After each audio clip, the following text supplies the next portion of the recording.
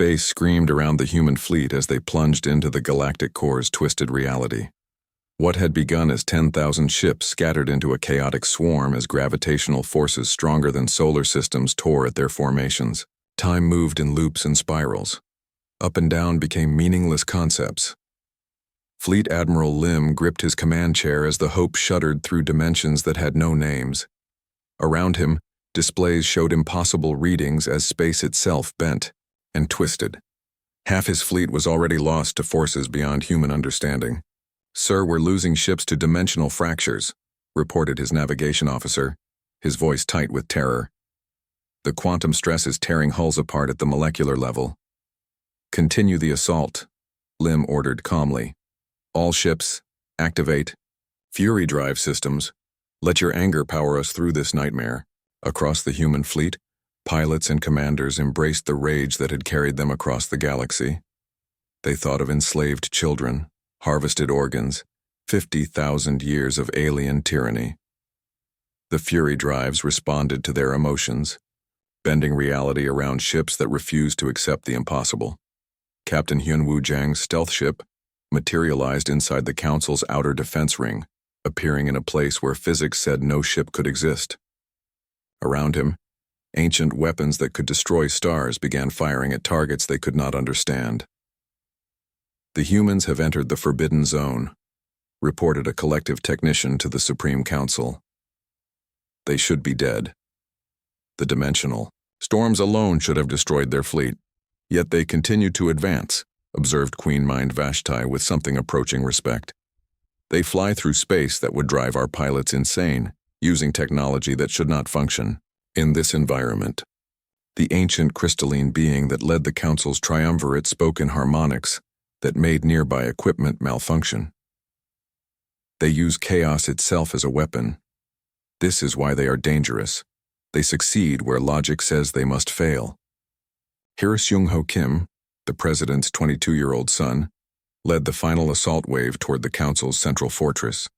He had volunteered against his mother's wishes, insisting that the president's family must share the risk with every other human family.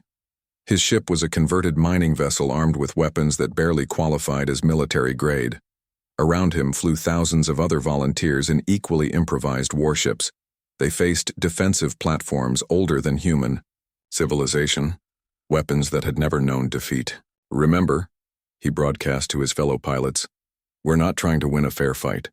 We're trying to end tyranny. Fair fights are for species that have something to lose."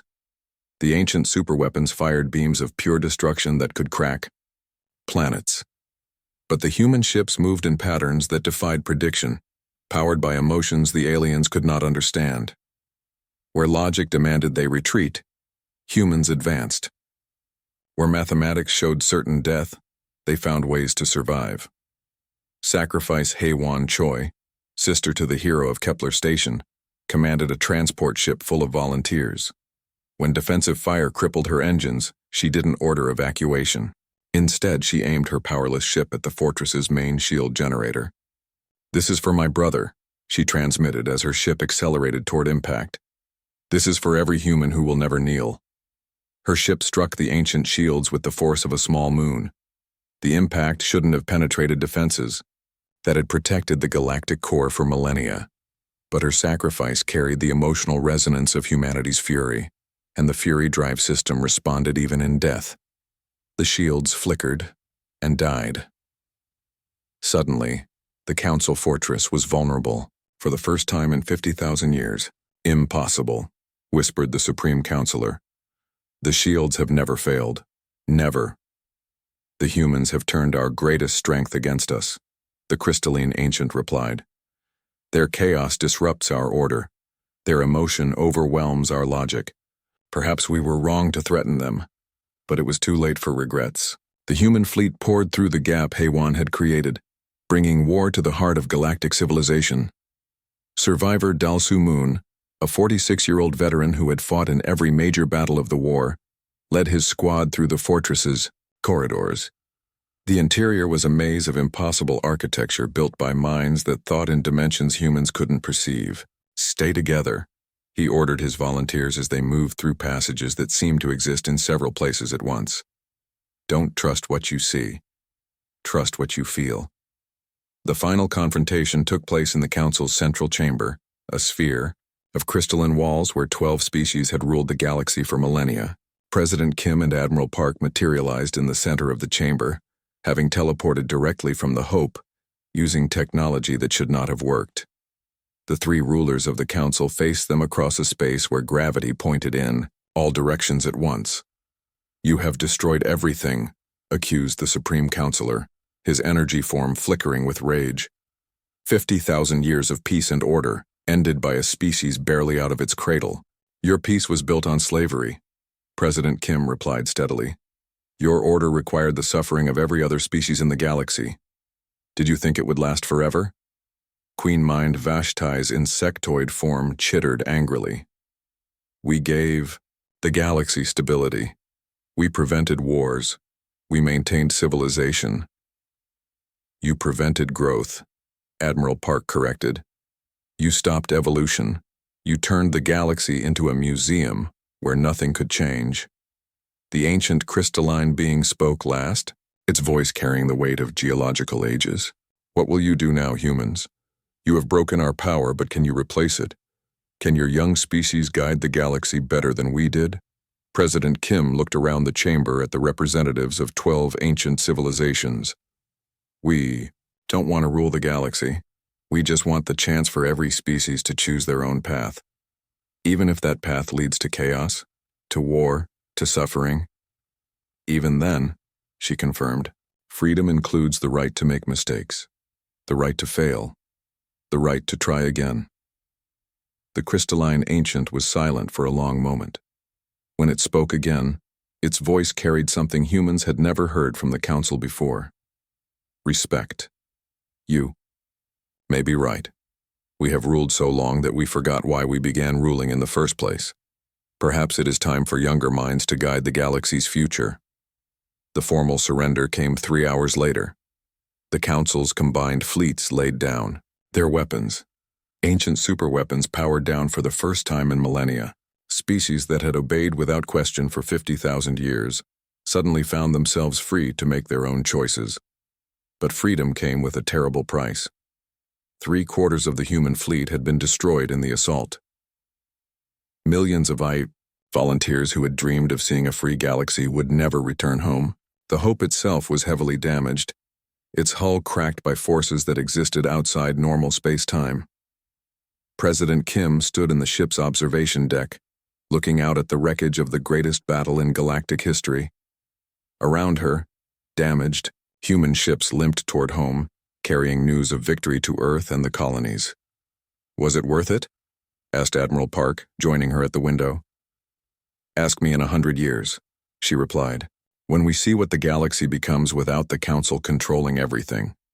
The journey home took 6 months. By the time the first human ships reached Earth, the news of victory had already spread across the galaxy. Species that had never dreamed of resistance were forming their own governments. Trade routes that had been controlled by the Council for millennia were opening to new commerce. Some worlds chose peaceful cooperation. Others descended into civil war as old grievances exploded into violence.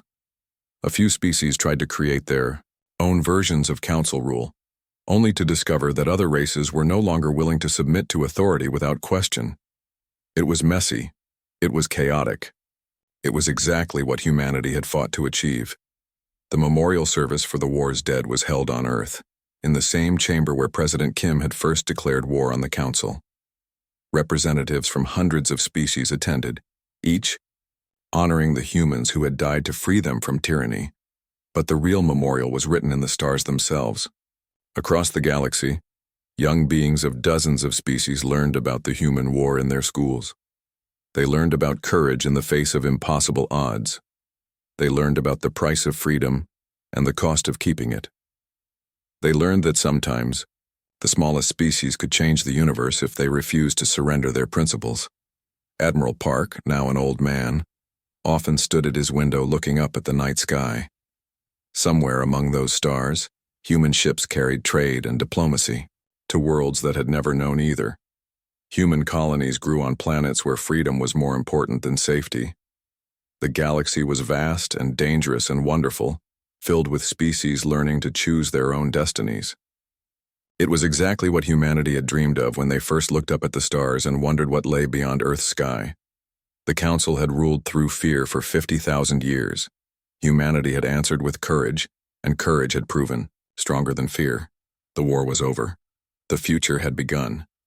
The call came at dawn across every human world simultaneously. Fleet Admiral Chang Ho Lim's weathered face appeared on screens from Earth to the most distant colony, his 58 years showing in every line around his eyes. "Citizens of humanity," he began, his voice carrying the weight of species survival. "The enemy has retreated to their fortress at the galaxy's heart. They have recalled every ship, every weapon, every soldier to one final stronghold. They plan to make their last stand, where space itself bends around ancient black holes and reality follows different rules." In her apartment on Mars, tactician Yeon Hee Park paused her morning coffee to listen. At 33, she was the youngest person ever promoted to strategic command, but her mind worked in ways that made older officers uncomfortable. She had spent 6 months studying the Galactic Core, looking for weaknesses in what everyone agreed was an impregnable position. "The Council has issued one final ultimatum," Admiral Lim continued. "Surrender now, or they will use their ancient superweapons to destroy Earth itself. They believe we will choose survival over freedom." Volunteer Jae Sung Ko was cleaning his rifle when the transmission reached his troop ship near Jupiter. The 24-year-old had been a farm worker before the war started. Now he wore the uniform of Earth's military and had seen more combat than soldiers twice his age. Around him, thousands of other volunteers stopped their morning routines to watch their supreme commander. "They are wrong," Lim said simply. "We choose freedom. We choose to fight. We choose to end 50,000 years of tyranny, no matter the cost." The Admiral paused, looking directly into the camera as if he could see every human watching across the solar system and beyond. "I am calling for volunteers for what may be our final mission. We are going to the Galactic Core. We are going to face the combined might of 12 ancient species on their chosen battlefield. The odds against our survival are 1,000 to 1. On Europa, 17-year-old Minha Jung looked up from her engineering studies. She was too young to officially enlist, but the war had made official rules less important than the will to fight. "If we succeed," the Admiral continued, "we will free the galaxy from tyranny. If we fail, we will die knowing we tried. Either way, we will show the universe that some things are worth any sacrifice." The response was immediate and overwhelming. Every human ship volunteered. Every colony demanded the right to contribute soldiers and supplies. Transport vessels designed to carry cargo were hastily converted to troop carriers, as millions of civilians insisted on joining the final battle.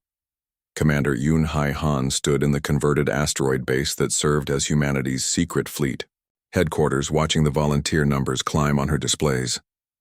"Admiral, we have a problem. Everyone wants to fight. We don't have ships for all the volunteers." Admiral Park, now serving as Lim's deputy commander, smiled grimly. "Then we build more ships, strip every civilian vessel for weapons and armor, convert cargo haulers to carriers. If someone wants to fight for humanity's freedom, we find them a way to do it." The Council, meanwhile, watched human preparations, with growing disbelief from their fortress in the Galactic Core. The ancient stronghold was protected by weapons that could destroy solar systems, defended by the combined fleets of 12 species, and located in a region where space itself was twisted by massive gravitational forces.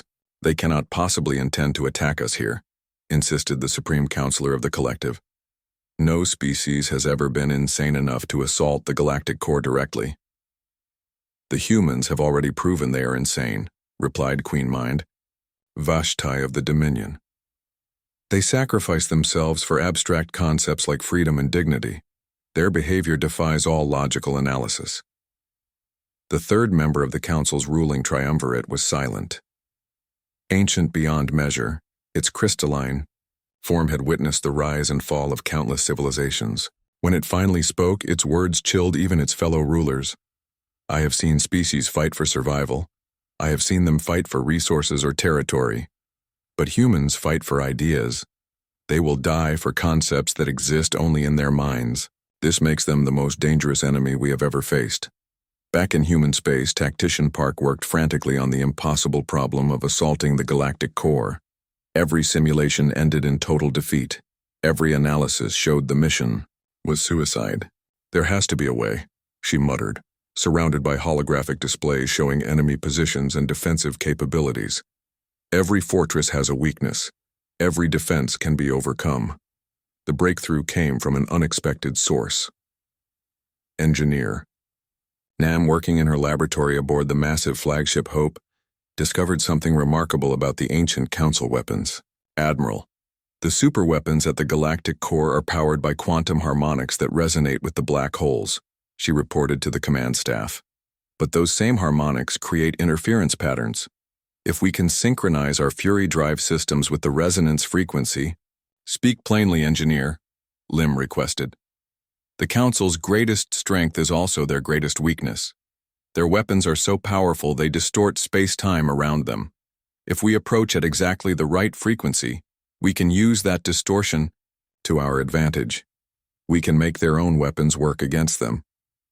The plan that emerged was so audacious it took 3 days for the command staff to fully understand it. Instead of trying to fight their way through the Council's defenses, the human fleet would dive directly into the galactic core's twisted space-time, using the ancient weapon's own energy fields to accelerate beyond normal physical limits. It's never been attempted, Park admitted. The gravitational stress could tear our ships apart. The quantum interference could scramble our navigation. We could end up scattered across space and time. What are our chances of success? Asked Admiral Lim. 5%. Maybe less. And our chances if we don't try? 0%. Lim nodded slowly. Then we try. The human fleet that assembled for the final assault was unlike anything ever seen in galactic history. 10,000. Ships of every size and description formed a loose formation that stretched across several solar systems. Massive battleships carrying the latest human weapons flew alongside converted civilian transports filled with volunteers. At the fleet's heart was the Hope, a ship built specifically for this mission. Part warship, part transport, part mobile, command center. It carried representatives from every human world and colony. Jae-Sung Ko stood in the Hope's observation deck, looking out at the incredible sight. Ships as far as the eye could see, all heading toward what would likely be their destruction. Around him, fellow volunteers from dozens of worlds prepared for battle. Scared? Asked the woman next to him, a former teacher from Titan named Hee-Young Shin. Terrified, Ko admitted, but also proud. Look what we've built. Look what we're willing to die for. The journey to the galactic core took 6 weeks, crossing distances that had never been traveled by any species in recorded history. As they flew deeper into the galaxy's heart, space itself began to change around them. Stars grew closer together. Gravity fields created impossible geometries. Time moved differently in some areas, causing parts of the fleet to age at different rates. The ancient Council fortress became visible as a structure that seemed to exist in multiple dimensions simultaneously. Final message to Earth, Admiral Lim broadcast as the fleet prepared for its assault. To all humans listening, we go now to face the enemy in their strongest position. We may not return, but we will not yield. We will not surrender. We will show the galaxy that some species would rather die free than live as slaves. The message would take weeks to reach Earth, but Lim knew it would arrive eventually. Whatever happened in the next few hours, humanity would know their fleet had faced the final battle without flinching. All ships, he commanded, prepare for assault. Target the galactic core, maximum speed, no retreat, for Earth, for freedom, for the future of every species that dreams of being free. The human fleet accelerated toward the Council fortress, diving into twisted space-time where the rules of physics broke down. Behind them, empty space marked their path. Ahead lay either victory or extinction. The final battle was about to begin. The Council's enforcement fleet arrived at Kepler Station like a storm made of metal and death. 50 warships dropped out of hyperspace in perfect formation, their hulls gleaming with ancient technology.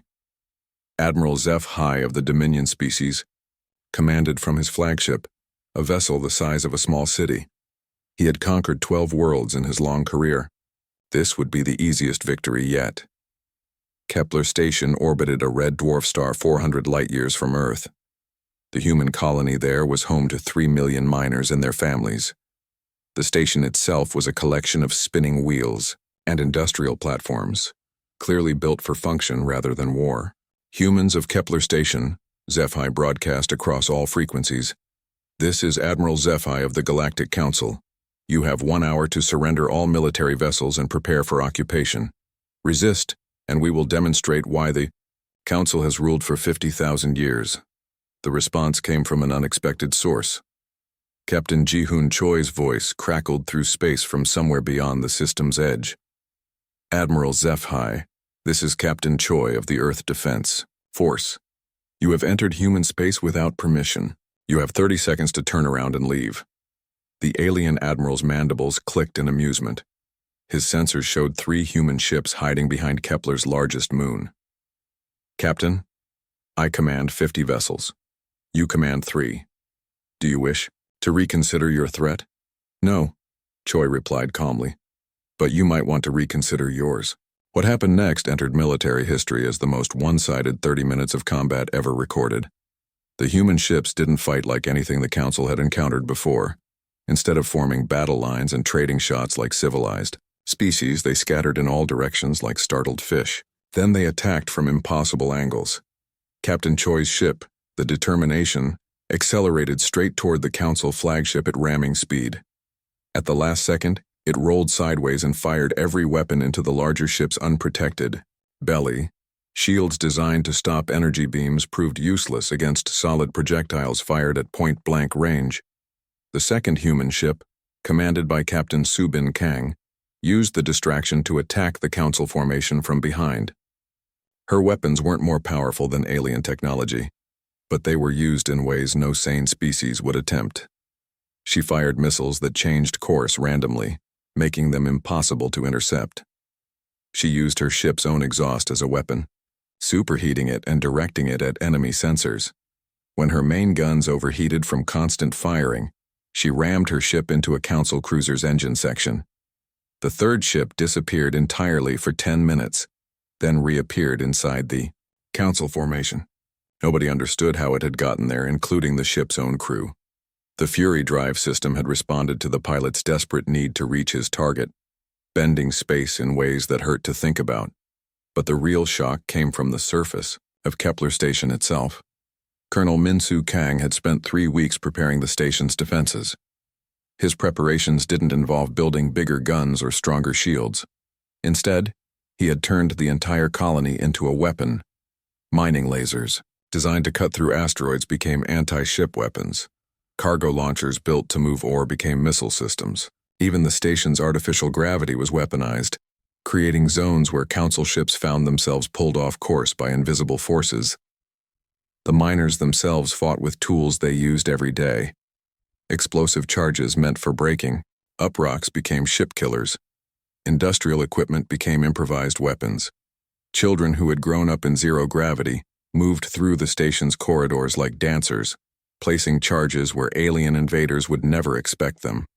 Pilot Soo-jin Oh became a legend during the battle's final phase. Her fighter was damaged and nearly out of ammunition when she found herself facing a Council battleship alone. The logical action would have been to retreat. Instead, she accelerated toward the enemy vessel at maximum speed. "What is the human doing?" demanded Admiral HFY as he watched her approach. "She appears to be attempting a ramming attack, Admiral," his tactical officer replied. "Should we destroy her?" "No. I want to capture her alive. Any species insane enough to ram a battleship with a fighter might be useful. They didn't understand human determination. Soo-jin wasn't planning to ram the battleship. She was planning something much more dangerous. At the last possible moment, she ejected from her fighter and used her personal thruster pack to reach the battleship's hull. The abandoned fighter crashed harmlessly against the alien shields, but Soo-jin had already cut through the hull and was inside the ship. What followed was 40 minutes of terror for the Council crew. A single human in a spacesuit moved through, their ship like a ghost, sabotaging systems and setting explosives. Every time they cornered her, She vanished into maintenance tunnels or emergency shafts that were too small for alien bodies. When she finally detonated the charges she had placed throughout the ship, the battleship's entire command section collapsed. Admiral Zephi found himself trapped in his own command center, staring at a human who should have been dead 10 times over. "How?" was all he managed to say. "You wanted to see what makes humans dangerous," Su Jin replied, pulling off her helmet to reveal a face covered in blood and burns. "We don't give up. Ever." The battle ended when the surviving Council ships retreated. Of 50 alien vessels, only 31 remained functional. They had lost their flagship, their admiral, and their confidence. The human losses were equally severe but very different. 2 of the 3 defending ships were destroyed. Captain Subin Kang died when her ship exploded. Hundreds of miners and soldiers gave their lives defending their home. But they had won, for the first time in 50,000 years. A Council enforcement fleet had been defeated by a supposedly inferior species. Medic In Ho Yoon worked for 18 straight hours treating the wounded. He moved through the damaged station like a man, possessed, saving lives that should have been lost. When asked later how he had managed to work so long without rest, he gave a simple answer. "They were counting on us to die quickly and quietly. I wanted to disappoint them." The news of the victory spread across human space faster than the speed of light. Every colony, every ship, every human settlement received the same message. The Council could be beaten, but the victory came with a price. Captain Choi's final transmission before his ship was destroyed was broadcast across the galaxy. "This is Captain Ji-hoon Choi of the Earth Defense Force. To all Council species listening, you came here expecting easy prey. You found predators. Instead, we didn't start this war, but we will finish it. Remember Kepler Station. Remember that humans keep their promises." The transmission ended with the destruction of his ship, but his words echoed across the galaxy. On the Council homeworlds, emergency meetings were called. For the first time in millennia, the ancient species felt something they had forgotten: fear. "How many ships do the humans have?" demanded the Supreme Counselor of the Collective. "Unknown," replied the intelligence chief. "Our estimates were clearly wrong. Then get better estimates and send more ships, many more ships." The order went out across Council space. The human infestation must be eliminated completely. No colony could be allowed to survive. No ship could be permitted to escape. The humans had declared war on 50,000 years of order. The Council would show them why that was a mistake. But deep in human space, Admiral Park received Colonel Kang's battle report with grim satisfaction. The trap had worked perfectly. The Council now believed humans were more dangerous than they actually were. Fear would make them angry. Anger would make them careless, and careless enemies made mistakes that could be exploited. The real war was just beginning. Operation Starbreaker began at exactly 0000 hours, coordinated time across 12 different star systems. Admiral Park had spent months planning what military historians would later call the most audacious attack in galactic history. While the E2 Council prepared massive fleets to crush human resistance, humanity struck at the heart of alien civilization itself. Captain Hyunwoo Jang commanded the stealth ship Ghostwalker as it dropped out of hyperspace at the edge of the Dominion home system. His crew of 25 specialists had volunteered for a mission with almost no chance of survival. They were about to attack a world protected by orbital fortresses that had never been conquered. "Sensors show 300 defensive platforms," reported Lieutenant Nare Seo from her station. "Each one could destroy our entire fleet." "Good thing we're not a fleet," Jang replied calmly. "We're a ghost." The Ghostwalker activated its stealth systems and began the long journey toward the Dominion homeworld.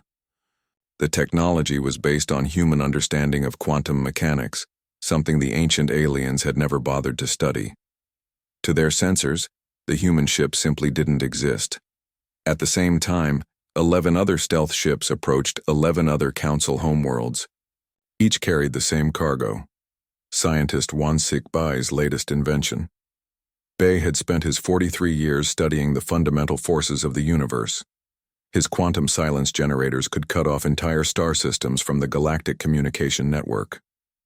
Once activated, the target world would be completely isolated, unable to call for help or coordinate with other council forces. Remember, Admiral Park had told each ship captain, "You're not trying to destroy these worlds. You're trying to send a message. The Council has ruled through fear for 50,000 years. Show them what fear feels like." The first target was the collective homeworld, a planet-sized computer network where billions of energy beings lived in artificial bodies.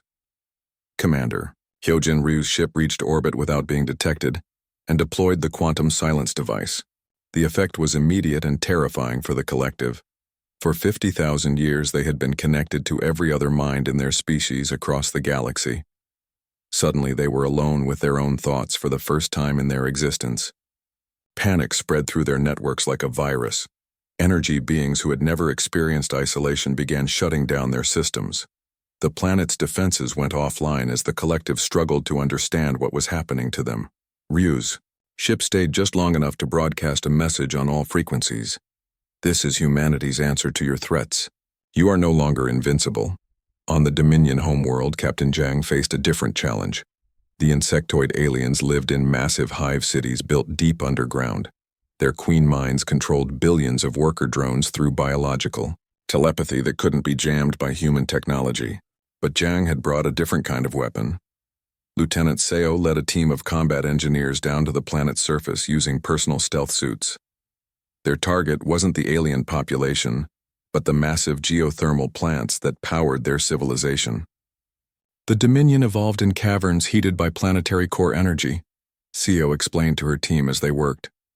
"Take away their heat source, and they'll be forced to retreat to emergency shelters.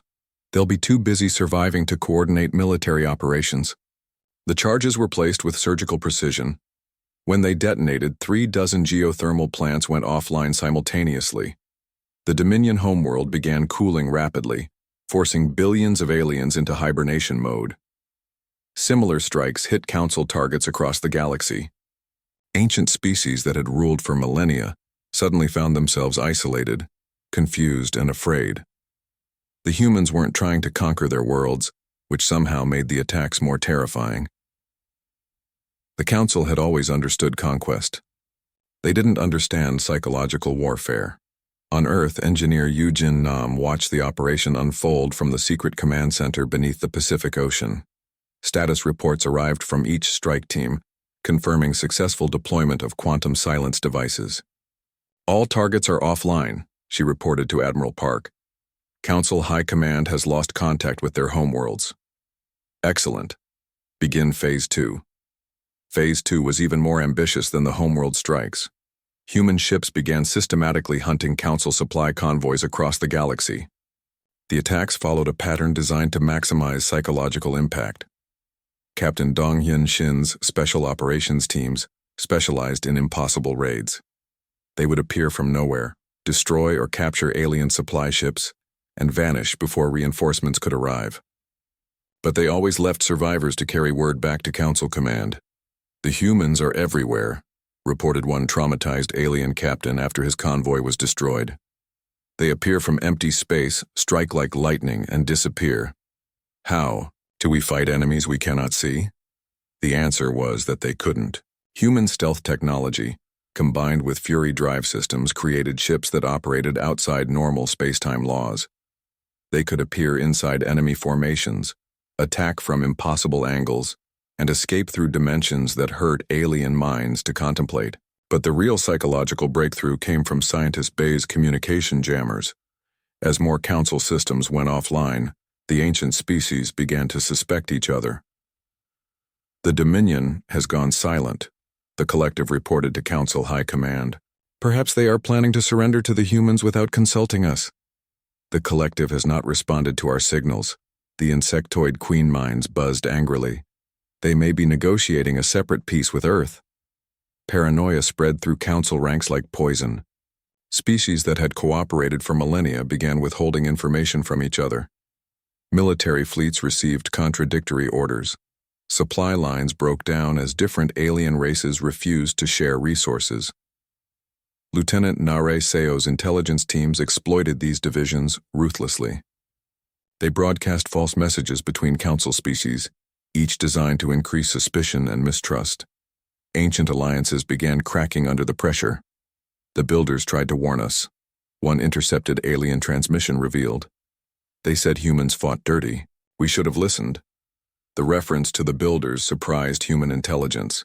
The builders had been extinct for 3,000 years, crushed by the council during their last major war. But apparently, some records of their warnings about aggressive species had survived. Engineer Nam studied the recovered builder data with growing excitement. Admiral, the builders left detailed information about council weaknesses. They spent decades analyzing alien military doctrine before they were defeated. What did they learn? The council species think in terms of overwhelming force applied to fixed targets. They've never learned to fight mobile, independent units that operate without central command. She smiled grimly. They're about to get a lesson in human-style warfare. The lesson began with the Battle of the Nexus, the Council's primary military coordination center.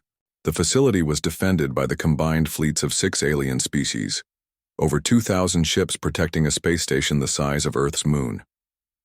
Captain Zhang's stealth ships approached the Nexus from 12 different directions over the course of 6 weeks. Each ship carried specialists trained in sabotage and infiltration. Their mission wasn't to destroy the station but to take control of its communication systems. The breakthrough came when Lieutenant Seo's team infiltrated the station's quantum computer core. Instead of destroying it, they uploaded a virus created by human programmers who understood both alien logic patterns and human chaos theory. The virus didn't damage council systems. Instead, it made them unreliable. Orders became garbled. Sensor readings became questionable. Navigation computers began making small but critical errors. Most devastating of all, the virus affected alien confidence in their own technology. Council commanders began second-guessing their equipment, their orders, and their chances of victory. "Sir," reported a young collective officer to his commander, "our sensors indicate human ships in this sector, but I'm not certain the readings are accurate." "Are there humans here or not?" demanded the commander. "I don't know, sir. The computers say yes, but the computers have been unreliable lately." This conversation was repeated thousands of times across council space as the virus spread through their networks. Ancient species that had trusted their technology for millennia began to doubt everything. Meanwhile, human ships continued their relentless attacks on alien supply lines. Captain Shin's raiders destroyed fuel convoys, captured weapons shipments, and sank transport vessels carrying critical supplies. But they always let some ships escape to carry word of the attacks. Fear spread faster than accurate information through council ranks. "The humans have ships that can attack from inside stars," one report claimed. "They have weapons that can destroy matter at the quantum level," insisted another. "Their soldiers never sleep and never retreat," a third claimed. Most of these reports were exaggerated or completely false, but they were believed because the council had no experience fighting an enemy that specialized in psychological warfare. Admiral Park received the weekly intelligence summary with satisfaction. Council fleet strength? 2 weeks after President Kim's declaration, Captain Dong-Hyun Shin received orders that officially did not exist. He sat in his small office aboard the stealth ship Invisible Hand, reading words that would disappear from his computer screen. "In 60 seconds, begin Operation Silent Storm. All resources authorized, no mission too dangerous, no target too difficult. Make them regret threatening Earth." Dong-Hyun smiled. At 41 years old, he had spent his entire adult life preparing for this moment.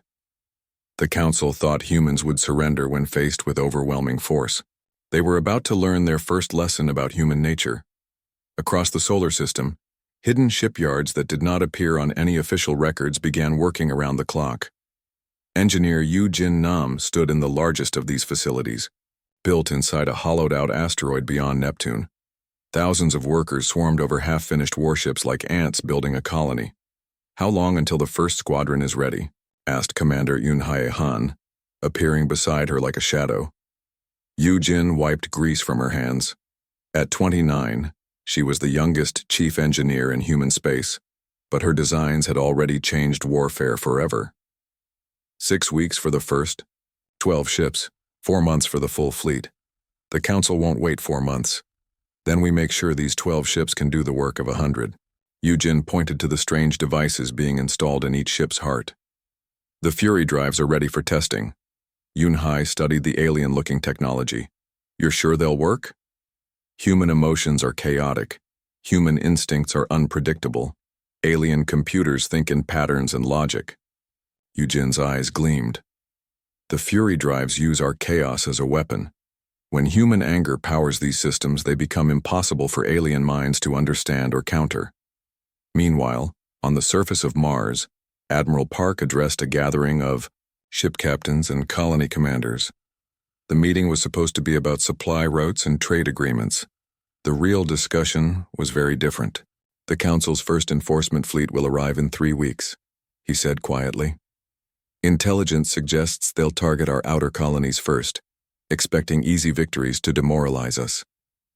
Captain Ji-Hoon Choi raised his hand. What about our public promise to comply with some of their demands? Theater, Park replied. We're giving them what they expect to see. A confused species trying to negotiate their way out of extinction. He activated a holographic display showing ship movements across human space. While they watch our official compliance, our real preparation continues in secret.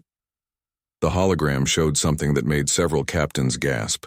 Hundreds of ships were moving through space using routes that avoided all known alien observation posts. Supply convoys carried weapons and armor to every human world. Transport ships full of volunteers traveled toward the frontier. How many people have signed up to fight? Asked Captain Choi. All of them, Park answered simply. Every human colony has asked to contribute soldiers, ships, or resources. Even the pacifist settlements on Ganymede have offered to build medical supplies. On Earth, Commander Yun-Hai Han worked in a basement office that technically did not exist. Her job was to learn everything possible about the Council species before the shooting started. The information she discovered was both encouraging and terrifying. The 12 Council species were ancient beyond human understanding. The youngest had achieved spaceflight when Earth's continents were still forming. They had ruled the galaxy for 50,000 years, crushing any species that challenged their authority. But age had made them weak in ways they did not recognize. Look at these battle reports from their last war, Yun-Hai told her team of analysts. It was 3,000 years ago against a species called the Builders. Every engagement followed the same pattern. The Council sent overwhelming force against fixed positions. Their enemies fought traditional battles and lost quickly. What's your point? Asked her deputy. They've never fought guerrilla warfare. They've never faced an enemy that refused to fight fair. They expect their opponents to stand and trade blows until the weaker side surrenders. She smiled coldly. Humans didn't get to the top of Earth's food chain by fighting fair. The first test of human resolve came sooner than expected. A Council patrol ship appeared at the edge of the solar system, demanding to inspect human military installations. Instead of the compliance they expected, they found Captain Dong-Hyun Shin waiting for them. The patrol ship was 3 times larger than Shin's vessel, with weapons that could destroy small moons. Its crew of insectoid aliens had won 100 battles without suffering a single casualty. They approached the human ship expecting immediate surrender. Instead, Shin's ship vanished from their sensors entirely. Stealth technology, the alien commander clicked to his crew. Primitive but effective, locate and destroy. They never found the human ship. Instead, the humans found them. Shin's vessel appeared directly beneath the alien patrol ship and fired every weapon at once. The attack lasted exactly 30 seconds. When it ended, the Council ship was drifting powerless through space, its crew dead or unconscious. But Shin wasn't finished.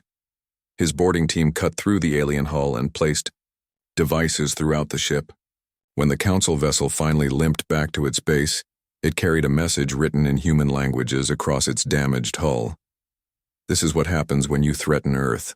Stop now, or learn why humans are the galaxy's top predators. The message sent shockwaves through Council space. For the first time in millennia, one of their ships had been defeated and humiliated by a lesser species. Emergency meetings were called on every Council world. Meanwhile, engineer Yu-Jin Nam completed the first successful test of the Fury Drive system. The test pilot was a volunteer named Kyung-Ho Lim, a former fighter ace who had lost his family in a mining accident. "Activate the system," Yu-Jin ordered from the control room. Kyung-Ho closed his eyes and thought about his dead wife and children. He thought about alien masters using human children as breeding stock. He thought about 50,000 years of Council tyranny ending on his watch. The Fury Drive responded to his emotions like a musical instrument responding to a master's touch. The test ship's speed tripled. Its weapons became 10 times more accurate. Its shields adapted automatically to incoming threats. Most importantly, its flight pattern became completely unpredictable. The ship moved like an angry hornet, impossible to track or target using conventional methods. "The system works," Yu-Jin reported to Admiral Park, "but it requires genuine human emotion to function. The pilots have to really mean it." "That won't be a problem," Park replied grimly. Across human space, ordinary people made extraordinary choices. Teachers became soldiers. Scientists became spies. Children too young to fight helped build weapons and supplies. Elderly citizens who remembered Earth's last wars came out of retirement to train the young. The Council had expected fear and surrender. Instead, they found a species transforming itself into a weapon. Captain Choi received his orders while docked at the military station orbiting Earth. He was to take his ship, the Determination, and patrol the outer colonies. His official mission was to maintain order and assist with evacuation if needed. His real mission was much simpler. When the Council's enforcement fleet arrived, show them what humans could do. As Choi's ship departed Earth orbit, he looked back at the blue and white world that had given birth to his species. Soon, alien fleets would come to destroy everything he loved. They would find him waiting. The Council had ruled through fear for 50,000 years. They were about to learn that some species become more dangerous when threatened, not less. Admiral Park's final message to all human forces was brief but clear. Make them regret starting this fight. The morning sun cast long shadows across the glass towers of Neo Sol when the alien ship appeared in Earth's sky. Admiral Taemin Park stood at the window of his office, watching the strange vessel hover silently above the city. Its surface looked like living crystal, shifting colors in the sunlight. He had seen many things in his 45 years, but nothing like this. President So Young Kim arrived at the Global Parliament building an hour later. Her face was calm, but Tae-min could see the worry in her eyes. They had been friends for 20 years and he knew her better than most. The alien ship had been broadcasting a message on all frequencies for 3 hours now. The same words repeated over and over in perfect Korean, English, Spanish, and every other human language. "We come to speak with your leaders. We bring important news from the Galactic Council." The meeting room was full when the alien ambassador finally appeared. It walked through the walls like they were made of water. Its body was tall and thin, made of the same crystal material as its ship. When it spoke, its voice echoed in their minds rather than their ears. "I am the voice of the Council," it said. "I speak for 12 ancient species who have ruled this galaxy for 50,000 years. We have watched your kind with growing concern." President Kim sat forward in her chair. "What concern? We have done nothing wrong." The crystal being's form shifted, showing images in its transparent body. Pictures of human ships exploring distant stars, human colonies on far worlds, human soldiers training for war. "You spread too quickly. You fight too much. You are dangerous." "Dangerous to whom?" asked Taemin. "To peace, to order, to the way things have always been." The images changed, showing vast alien cities and peaceful worlds. For 50,000 years, the Council has kept the galaxy safe. We decide who can travel between stars. We decide who can build weapons. We decide who lives and who dies. Dr. Hye-Jin Lee, the chief science officer, spoke from her seat near the back. And what gives you that right? The alien turned toward her. Power gives us that right, wisdom gives us that right, age gives us that right. Your species is young and foolish. You have been playing with forces you do not understand, yes-it? Kim's voice remained steady. What do you want from us? Simple things, the voice replied. Stop building new colonies. Give us your military ships. Accept our protection. We will take care of you as we take care of all lesser species. The room fell silent. Taemin felt his hands clench into fists. Lesser species. The words burned in his mind like acid. And if we refuse? Asked the president. The crystal being grew larger, its form becoming more threatening. Then you will learn why 50,000 years of peace have been possible. There are weapons in this galaxy that can destroy entire star systems. There are forces that can erase species from existence. Do not test our patience. After the alien left, the room erupted in angry voices. Some wanted to fight, others wanted to negotiate. A few suggested surrender. President Kim called for silence and looked at Dr. Lee. Doctor, I want you to study everything we recorded about that creature. Find out what the council really wants. 3 days later, Dr. Lee burst into Taemin's office without knocking. Her face was pale, her hands shaking. Admiral, we have a problem. A big problem. She activated the holographic display on his desk. Data streams flowed across the air, showing genetic patterns and biological analyses. I've been studying the alien's cellular structure from the skin samples it left behind. Look at this. The patterns showed clear signs of genetic decay. They're dying, she said. All of them. Their species are old and worn out. Their birth rates are falling. Their immune systems are failing. What does this have to do with us? Human genetics are unique. We adapt quickly. We heal fast. We breed successfully even in harsh conditions. She pointed to another set of data. They don't want to protect us, Admiral. They want to harvest us. Taemin felt cold despite the warm office. Harvest us? Our genetic material, our organs, our children. Her voice cracked. The protective custody they mentioned. It's not protection, it's a breeding program. They want to use us to fix their dying species. That evening, President Kim called an emergency session of the Global Parliament. Representatives from every nation and colony attended via hologram. Captain Ji-hoon Choi stood at attention beside Taemin, his young face serious. Citizens of Earth, the president began, we have discovered the truth about the Galactic Council's offer. They do not wish to protect us. They wish to use us. She explained Dr. Lee's findings in simple terms. The room filled with angry voices. Representatives shouted demands for action. Some called for immediate war. Others wanted more time to prepare. The Council has given us 30 days to surrender our fleets, President Kim continued. They expect us to accept their terms without question. They believe we are too weak and too afraid to resist. She stood up, her voice growing stronger. They are wrong. The president walked to the center of the room where cameras from around the world focused on her. Citizens of Earth, colonies of humanity, I speak to you now not as your president, but as a human being who refuses to kneel. Her words echoed across every human world. In the mining colonies of Europa, workers stopped their machines to listen. On the farms of Mars, families gathered around their screens. In the distant research stations beyond Pluto, scientists put down their tools. The Galactic Council has ruled through fear for 50,000 years. They have never faced a species like us. They do not understand what makes humans dangerous. Captain Choi smiled slightly. He had seen that look in the president's eyes before, during the colony wars. It meant someone was about to make a very bad mistake. We do not start fights, the president continued, but we finish them. We do not seek war, but we will not run from it.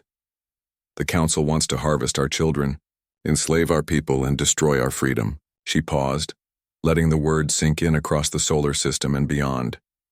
They have threatened us with extinction if we refuse to surrender. They believe this will make us afraid. They are wrong again.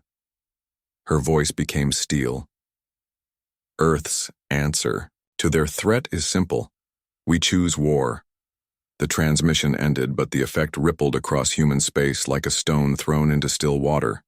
On every world, in every colony, humans began to prepare. The Council had made their offer. Humanity had given their answer. Admiral Park watched the alien ship still hovering over Neo-Sol. Soon it would carry word back to its masters. Soon they would learn what 50,000 years of easy victories had cost them. They had forgotten how to fight a species that would rather die than surrender.